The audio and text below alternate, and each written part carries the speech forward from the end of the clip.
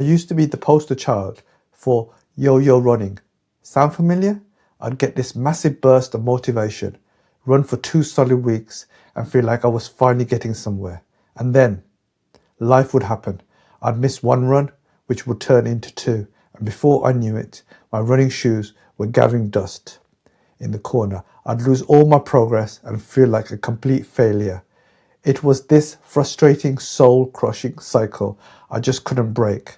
But then I stumbled upon a simple framework, a secret, really that changed everything.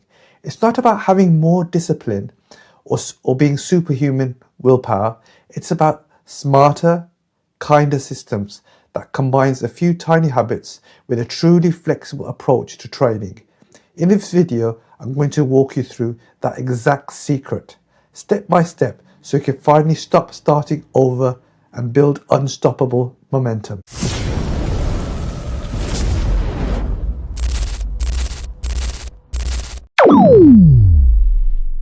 First, let's talk about the real villain of this story, the all or nothing trap.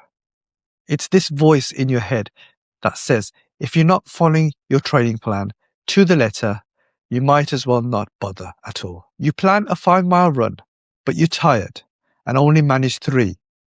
The trap tells you that you're a failure. You have a chaotic week at work and miss a workout. The trap whispers, well, there goes the whole routine. I lived in this trap for years. My running journey was just a series of frantic sprints and long, guilt-ridden stops. I download some ridiculous, ambitious 10K plan, convinced this time it would be different.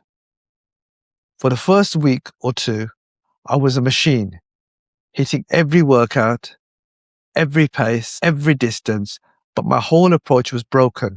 I was doing way too much, way too soon. I tried to jump my weekly mileage by 30 or 40%, completely ignoring the well-known 10% rule that helps you avoid injury and burnout. And the result was always the same. I'd end up sore, exhausted, and mentally fried. The joy was just gone. Running felt like a chore I was failing at, and the second life threw me a curveball, a bad night's sleep, a looming deadline, a rainy day. The whole thing would collapse. Because an all or nothing plan has zero room for life. It's designed to make you feel like a failure. When the truth is, the rigid plan failed you. Realizing that is step 1. Step 2 is building a system that literally can't fail. After all that trial and error, I pieced together a system that finally worked. It's not a strict schedule. Think of it as a flexible framework with 3 core pillars. When you combine them, they create this amazing feedback loop that makes you feel less like something you have to do and more like part of who you are. The 3 parts are: Part 1, the frictionless foundation. This is all about making the act starting a run so ridiculously easy, it's almost automatic. We're going to remove every single excuse between you and the front door. Part 2, the flexible engine. This is our training plan, but it's built on being adaptable. It's designed to bend with your life, not break under pressure. Consistency over intensity is the name of the game. Part 3, the motivation flywheel. This is the mental side of things. It's about ditching perfectionism, falling in love with the process, and building a self-sustaining cycle of motivation that doesn't live or die by your race times. Let's break them down one by one. Let's be honest. The biggest battle isn't the run itself. It's the moment, the night before, the internal debate, the negotiation with yourself, the desperate search for an excuse. The frictionless foundation is how you win this battle before it even starts. The goal: make starting your run as non-negotiable, easy as brushing your teeth. Here's how to do it. First, create powerful environmental cues. The night before a run, lay out everything: shorts, shirt, socks, shoes, headphones. When you wake up, your gear is right there. A visual promise you made to yourself. This one simple act eliminates all those tiny decisions that drain your willpower before you even had coffee. Second, you have to embrace the 5-minute rule. On days where your motivation is absolute zero, tell yourself you only have to run for 5 minutes. That's it. Give yourself full permission to turn around and head home after 5 minutes. But here's the secret. You almost will never will. Getting out that door is the hard part. Once you're moving, momentum is a powerful force.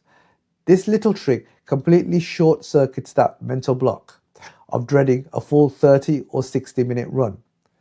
Third, use a technique called habit stacking. Anchor your run to habit you already do without thinking. For example, after my morning coffee, I will put on my running shoes. The existing habit, coffee, becomes the trigger for the new one, running. Research has shown it takes an average of 66 days for a new behavior to become automatic. So be patient. You're not relying on motivation here. You're engineering a habit. Okay, now for the running itself.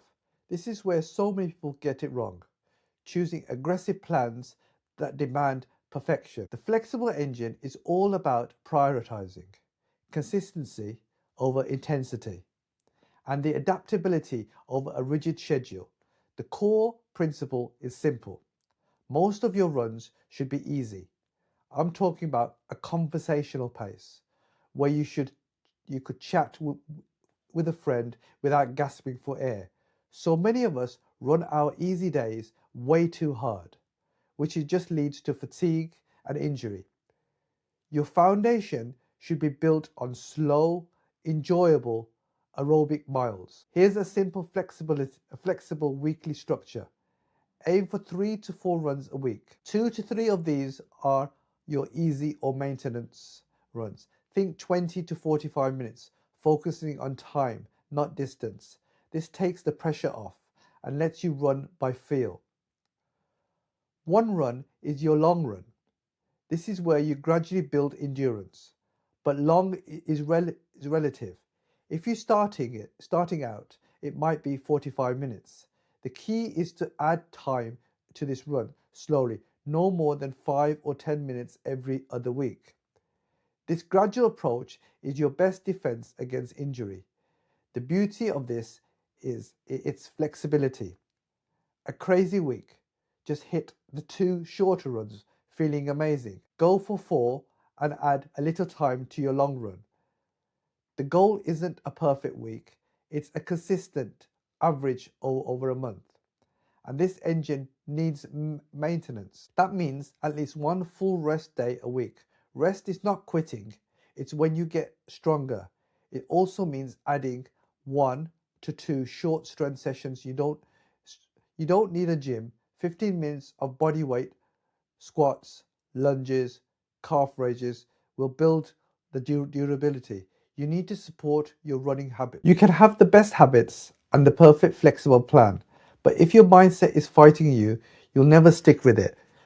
The motivation flywheel is about shifting your focus from chasing outcomes, embracing the process itself.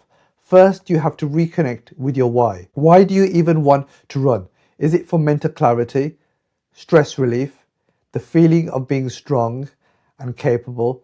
Write it down. When your motivation inadvertently dips, this why is what you'll hold onto. A goal like run a 10K is fragile. It can be derailed by injury.